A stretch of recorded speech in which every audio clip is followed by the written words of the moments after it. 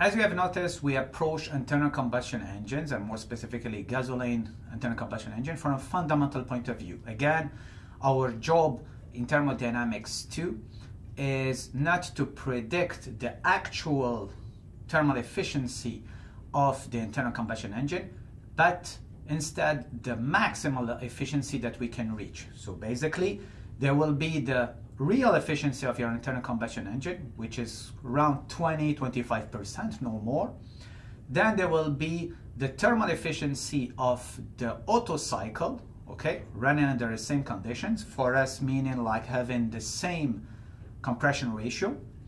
Then on the top of this, there will be the predicted Carnot efficiency, and on the top of this, there will be your 100% efficiency that you cannot achieve. Now, actually, if you want to know more about internal combustion engines, their design and so on, we have specific courses, okay, dedicated to internal combustion engines. The next step for us now is to solve an example. So the example we'll be solving is the following. It's the same example that we solved in Thermodynamics 1, but we revisit it now. The compression ratio of an ideal Otto cycle is 8. So we have the compression ratio 8. So in practice, we can directly get the thermal efficiency, since now we have derived that the thermal efficiency is 1 minus 1 over R exponent K minus 1.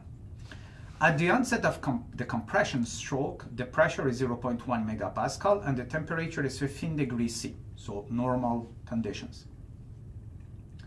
The heat supply to air per cycle is 1,800 kilojoules per kilogram. So now our Qn is 1,800 kilojoules per kilograms. What we have to determine, one, the pressure and the temperature at each state. Second, the thermal efficiency. And the third, the mean effective pressure. Okay, I will use also this example to specifically explain what is the mean effective pressure. First thing, we'll have to get the pressure and the temperature everywhere, okay? Here we have our TS diagram, and we have also our TV diagram, okay? So let's start with state 1, which is the easiest one.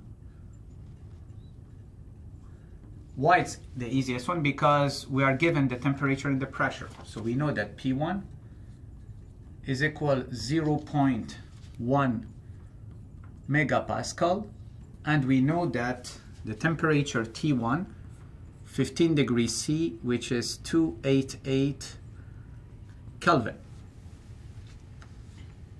So I can get actually here, if I want the specific volume, V1. So V1, this is ideal gas, so PV is equal RT. So I get R T1 over P1, and I will get 0.827 cubic meters per kilograms of air. So this is done. The next one on the list is state 2. We always ask ourselves, what's the process now between 1 and 2? The process between 1 and 2 is isentropic. Since it's isentropic, so now we can use our isentropic relations. Basically, it's isentropic and we are dealing with an ideal gas, so we can use our isentropic relations. So what do we have? We know that T2 over T1 will be equal to V1 over V2 exponent K minus 1. Interestingly enough, V1 over V2, we know it. This is our compression ratio. So it's R K minus 1, and we know the compression ratio, it's given 8K minus 1. So here it's easy, so T2 is equal to T1 cross our compression ratio exponent K minus 1, and this will directly give us a value for T2, 662 Kelvin. We have an increase in temperature, it does make sense, we are compressing, so T2 is increasing. The same way, we can use the isentropic relation for the pressure now. So P2 over P1 is equal to V1 over V2, again our compression ratio, but now exponent K, which is equal to R exponent K, which is equal to 8 exponent K. We can get P2 from here. P2 is equal to 1.838 megapascal. And if we want, we can get V2. V2 is equal to what? We know that the compression ratio is equal to V1 over V2. So V2 will be equal to V1 over our compression ratio. V1 over R. We just calculated V1 here. So this will give us 0.1034 cubic meters per kilograms of air. Next one is state 3. Okay, what type of process do we have between 2 and 3? We have heat addition, Qn, and the process is isochoric, okay?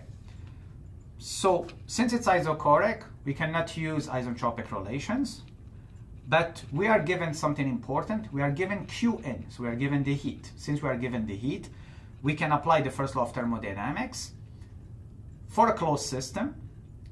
The first law of thermodynamics, we have one equation, we can afford only one unknown, and our unknown should be T3 in this case. So therefore we have to get rid of the work, right?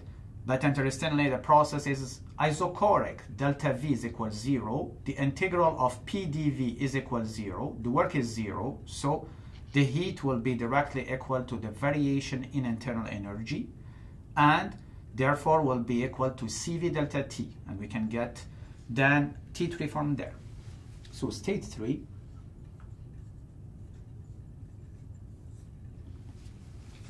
So we know that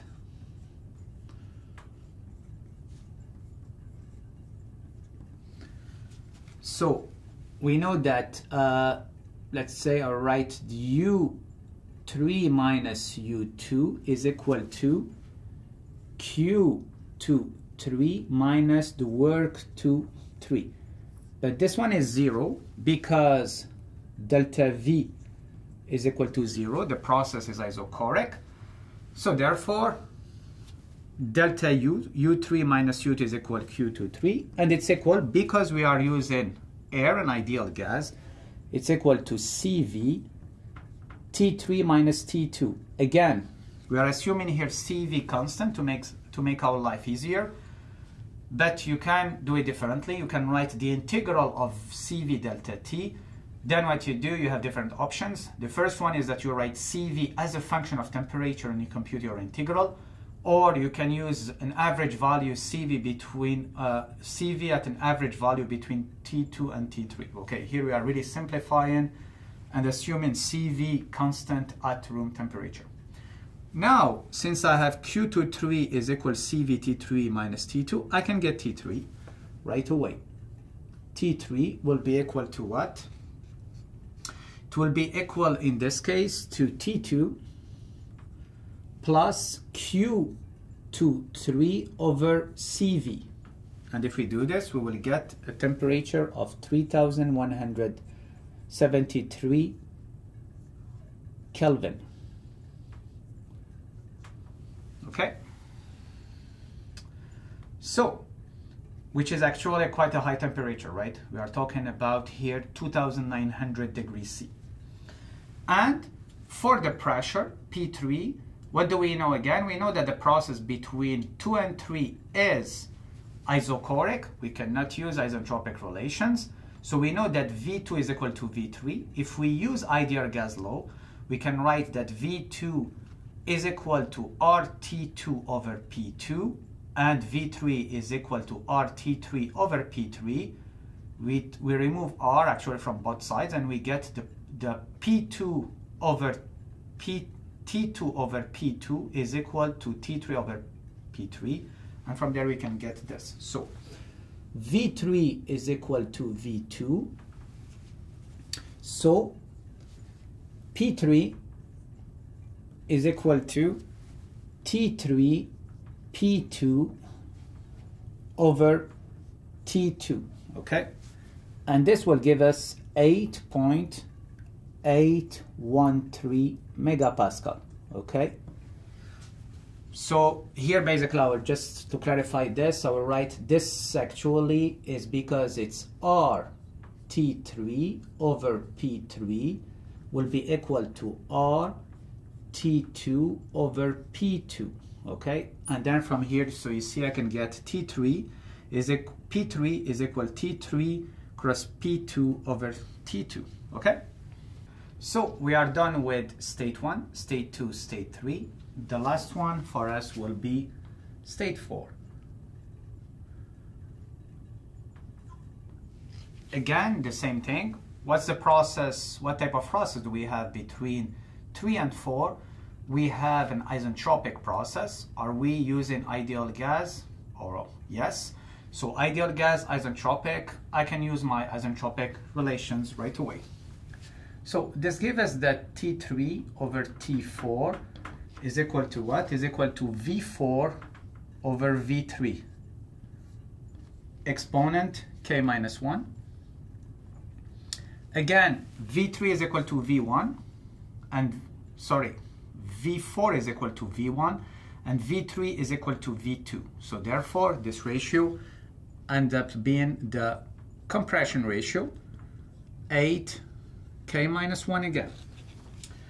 So, and this will give us T4 is equal to 1380 Kelvin. So this is actually, you see that there is a reduction in temperature, which is normal actually because we have an expansion, okay? The same way, P3 over P4 is equal to what? Is equal to V4 over V3, exponent K, and this will be R over K again, or 8 over K. And this will lead to VP4 equal to 0.479 megapascal. Reduction in pressure because we have expansion again. So the next thing to do, we are asked to calculate the thermal efficiency.